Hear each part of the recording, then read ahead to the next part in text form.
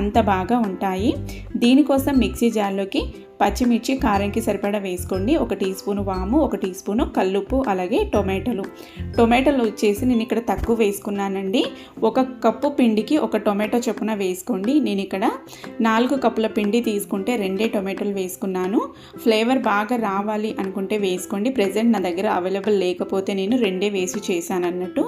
2 కప్పుల శనగపిండి, 1/2 కప్పు నువ్వులు, అలాగే పసుపు, ఉప్పు, మనం మిక్సీ పట్టుకున్న పచ్చిమిర్చి టొమాటో పేస్ట్ కూడా వేసేసుకొని 1 గరిట అంటే 1/2 కప్పు దాకా వేడి నూనె వేసేసుకొని పిండిని ఒకసారి అంతా బాగా మిక్స్ చేసుకోండి. వీడియో మీకు ఇంకా డీటెయిల్గా కావాలి అనుకుంటే స్క్రీన్ పైన రిలేటెడ్ వీడియోలో ఉంటుందండి. యారో మార్క్ ఉంటుంది కదంటే ప్లే బటన్ ఉంటుంది కదా, అది క్లిక్ చేస్తారంటే ఫుల్ వీడియో ఓపెన్ అవుతుంది. పిండిని ఒకసారి ఇలా బాగా మిక్స్ చేసుకొని ఉండ కడితే మనకి ఉండ ఫామ్ అయితే కరెక్ట్గా నూనె సరిపోయినట్టు, లేదంటే ఇంకొంచెం వేసుకొని కలుపుకోండి.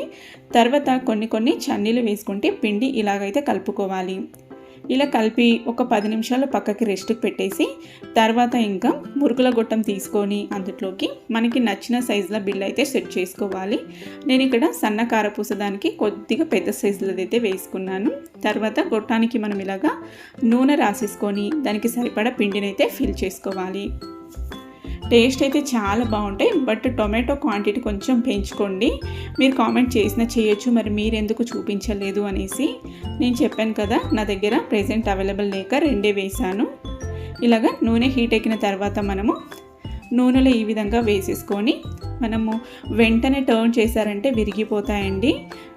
కొద్దిగా బబుల్స్ రావడం తగ్గిన తర్వాత ఇలాగా రెండో సైడ్కి తిప్పేసి మంచి కలర్ వచ్చేలాగా కాల్చుకున్నారంటే క్రంచీగా మంచిగా కరకరలాడుతూ మీకు ఈ జంతికలు అయితే రెడీ అవుతాయి. చూసారు కదా, ఇలాగ మంచిగా ఆయిల్ స్ట్రెయిన్ అయ్యడానికి ఇంకొక స్ట్రైనర్లో వేసేసుకొని ఆయిల్ మొత్తం స్ట్రెయిన్ తర్వాత ఒక డబ్బాలో చల్లారిన తర్వాత డబ్బాలో స్టోర్ చేసుకున్నారంటే మీకు ఎన్ని రోజులైనా కూడా, అంటే నెల రోజులైనా కూడా మనకి ఫ్లేవర్ చేంజ్ అవ్వదు, అలాగే మెత్తపడవు. బియ్యపిండి 4 కప్పులు తీసుకుంటే 2 కప్పుల శనగపిండి వేసుకోవాలి. 1/2 కప్పు నువ్వులు, అలాగే 1/2 కప్పు వేడి నూనె, ఇంకా స్పైసెస్ అన్నీ మనకి కావాల్సినంత వేసేసుకోవాలి.